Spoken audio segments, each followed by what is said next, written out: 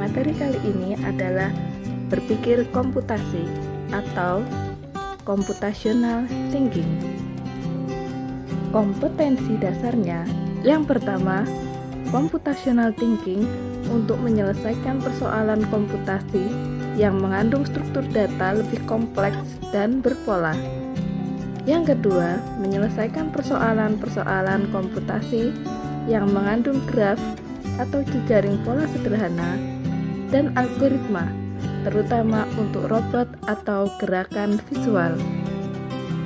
Dalam kehidupan sehari-hari, pasti kita pernah mengalami permasalahan. Apa yang kita lakukan ketika mendapatkan permasalahan? Apakah lari dari permasalahan tersebut? Atau menghadapinya, mencari solusi? Ya, ketika kita menghadapi sebuah masalah, maka kita harus berpikir mencari solusi untuk memecahkan masalah tersebut, bukan lari dari permasalahan tersebut. Karena apabila kita lari dari permasalahan, maka masalah tersebut bukannya menjadi lebih baik, tetapi bisa menjadi lebih buruk. Apabila kita menghadapi sebuah permasalahan, tetapi kita tidak tahu bagaimana cara menyelesaikannya, hal itu karena kita tidak tahu bagaimana cara berpikirnya. Berpikir komputasi mendukung dalam memecahkan sebuah permasalahan. Dalam kehidupan sehari-hari, berpikir komputasi ternyata memiliki peranan yang sangat penting. Berpikir komputasi atau dalam bahasa Inggris disebut dengan computational thinking merupakan sebuah pendekatan dalam proses pembelajaran dalam pengembangan aplikasi komputer. Berpikir komputasi memiliki peran yang sangat penting karena tidak hanya dapat digunakan pada pengembangan aplikasi komputer saja, namun dapat digunakan untuk mendukung pemecahan masalah pada semua disiplin ilmu. Berpikir komputasi adalah sebuah teknik untuk memecahkan masalah yang sangat luas penerapannya. Pada zaman digital ini, kita selayaknya memiliki kemampuan tersebut karena computational thinking melatih otak kita untuk terbiasa berpikir secara logis, kreatif, dan terstruktur. Berikut ini adalah beberapa contoh penemuan dengan cara berpikir komputasi. Yang pertama, yaitu kalkulator. Yang kedua, pembayaran online. Yang ketiga, belajar online. Yang keempat, berbagi informasi dengan cepat. Dan masih banyak lagi beberapa contoh lainnya. Berpikir komputasi merupakan metode dan proses berpikir untuk menyelesaikan persoalan dengan menerapkan hal-hal berikut ini. Yang pertama, dekomposisi. Dekomposisi membagi suatu permasalahan menjadi submasalah atau bagian-bagian kecil untuk kemudian submasalah tersebut kita cari solusinya. Berikut contoh sederhana dekomposisi. Apabila ada suatu masalah yang besar, kemudian dari masalah yang besar tadi kita uraikan menjadi beberapa masalah kecil. Kemudian kita cari solusi masalah yang kecil-kecil tadi, sehingga secara tidak langsung menyelesaikan masalah besar tersebut tadi. Yang kedua, pengenalan pola, yaitu kemampuan untuk melihat persamaan dan perbedaan pola. Jika pola permasalahannya sama, maka bisa menerapkan solusi yang sama.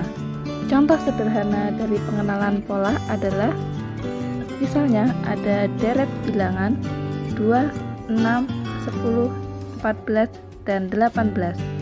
Jika ditanyakan berapa bilangan ke-6, maka kita harus mengenali polanya. Ternyata terlihat pola deret angka yaitu setiap bilangan ditambah 4. Jadi dapat diketahui angka ke-6 adalah 18 ditambah 4, 22.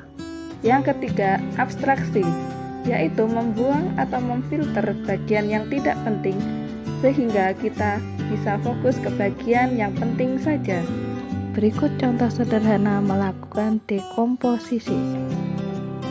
Apabila ada bangun datar A, B, C, D, E, F dan ditanyakan berapa luas ACEF. Bangun ACEF adalah persegi panjang. Maka informasi pentingnya adalah rumus luas persegi panjang, yaitu panjang kali lebar. Dan informasi pentingnya lagi adalah nilai panjang dan lebar persegi panjang ACEF. Sedangkan luas masing-masing bangun ABCD dan BDEF tidaklah perlu dicari, dan warna bangun tidaklah penting. Jadi, abaikan informasi ini, sehingga kita bisa fokus pada informasi yang penting saja. Jadi, luas ACEF adalah panjang 5 ditambah 3 dikali lebar 3. Jadi, 8 dikali 3 adalah 24. Jadi, luas bangun ACEF adalah 24. Yang keempat adalah algoritma, yaitu mengembangkan petunjuk pemecahan masalah yang sama tahapan demi tahapan, sehingga orang lain bisa menggunakan tahapan informasi tersebut untuk menyelesaikan permasalahan yang sama. Contoh algoritma adalah langkah-langkah penyelesaian masalah. Kita telah mempelajarinya di semester 1, yaitu tentang flowchart. Pada semester 1 kita telah membuat flowchart langkah-langkah membuat nasi goreng. Jika kita terbiasa memecahkan suatu permasalahan secara sistematis, jalan keluar akan diperoleh dengan mudah. Kekuatan pemikiran algoritmik adalah memungkinkan solusi otomatis. Dasar pemikiran kita akan dilatih terus-menerus secara bertahap dalam memikirkan dan merencanakan suatu ide dan solusi yang cemerlang, membuat kita terbiasa berpikir secara kritis. Karakteristik berpikir komputasi adalah sebagai berikut. Yang pertama, mampu memberikan pemecahan masalah menggunakan komputer atau perangkat lain. Yang kedua, mampu mengorganisasi dan menganalisis data. Yang ketiga, mampu melakukan representasi data melalui abstraksi dengan suatu model atau simulasi. Yang keempat, mampu melakukan otomatisasi solusi melalui cara berpikir algoritma. Yang kelima, mampu melakukan identifikasi analisa dan implementasi solusi dengan berbagai kombinasi langkah atau cara dan sumber daya yang efisien dan efektif. Dan yang keenam, mampu melakukan generalisasi solusi untuk berbagai masalah yang berbeda. Berikut contoh berpikir komputasi dalam kehidupan sehari-hari. Contohnya, membuat kue bolu sebanyak 20 buah dengan efektif dan efisien. Dekomposisi. Kita dapat memecah struktur komponen dasar pembentuk kue bolu, yaitu tepung terigu, telur, gula, mentega, susu bubuk, dan baking powder. Dan kita dapat memecah proses dasar pembuatan kue bolu, yaitu persiapan bahan, pencampuran adonan, pengembangan adonan, memanggang, dan penambahan topping. Pengenalan pola. Kita dapat mengenali pola dan proses pembuatan satu buah kue bolu yang dimulai dari tahap persiapan hingga penambahan topping memerlukan waktu 60 menit dengan menggunakan satu oven. Maka dibutuhkan waktu 60 menit untuk satu buah kue bolu atau 1 jam untuk satu buah kue bolu. Abstraksi. Sebelumnya kita telah melihat dan mengidentifikasi pola pembuatan kue bolu secara umum. Jika dalam 1 jam dengan satu oven diperoleh satu buah kue bolu, maka perlu 20 jam untuk menghasilkan 20 buah kue bolu. Namun, proses pembuatan kue bolu ini merupakan proses yang berulang. Maka kita dapat melakukan generalisasi bahwa proses ini tidak harus menunggu semua proses selesai baru dilakukan dari awal.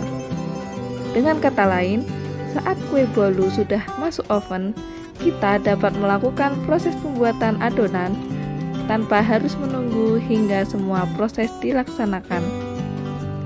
Dengan demikian, dalam waktu 60 menit bisa menghasilkan kira-kira 3 kue bolu. Jadi, untuk menghasilkan 20 kue bolu dengan satu oven diperlukan waktu 7 jam. Algoritma membuat langkah dan tahapan membuat kue bolu yang paling efektif dan efisien sesuai dengan pola dan abstraksi sebelumnya hingga tahap akhir diurutkan secara lengkap. Demikian contoh pemecahan masalah berpikir kritis. Berpikir kritis dapat dipelajari dengan cara berlatih menyelesaikan persoalan-persoalan yang terkait komputasi. Selain itu, bisa dilakukan melalui persoalan sehari-hari dan latihan-latihan yang menarik.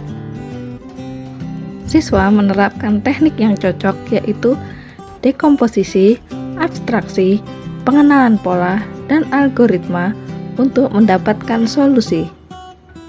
Setelah melakukan latihan, siswa diharapkan melakukan refleksi serta mengkonstruksi pengetahuan berpikir, kemudian membentuk pola berpikir komputasional yang semakin lama semakin tajam, cepat, efisien, dan optimal. Cukup sekian video pembelajaran kali ini.